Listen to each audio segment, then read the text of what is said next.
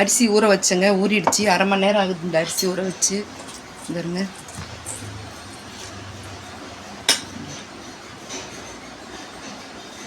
அரிசி உரிச்சு இதில் வந்து தேங்காய்,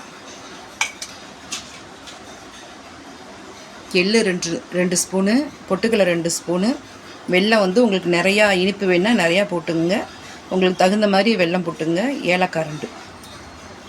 இந்த எள்ளை வந்து இப்போ வறுக்கணும், சும்மா வெறும் எண்ணெய் சட்டியில் வறுக்கணும். இப்போ நான் நாக்ஷன்னு எண்ணெய் சட்டி இதெல்லாம் தெரியுது வெறும் திருப்பி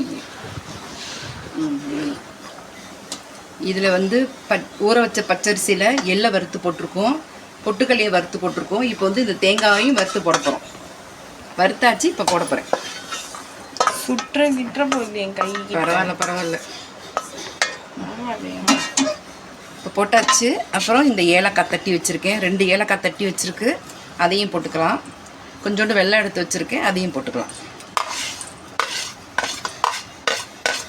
நீ எப்படி கிளாஸாக வச்சுருக்கடி, எப்படி வீடியோ வந்திருக்குன்னு தெரியலங்க. இவ்வளோதாங்க, இதாங்க காப்பரிசி. இது எல்லாத்தையும் கிளறி, நான் சின்ன வயசில் இந்த தேங்காயாக பொறுக்கி சாப்பிடுவேன்.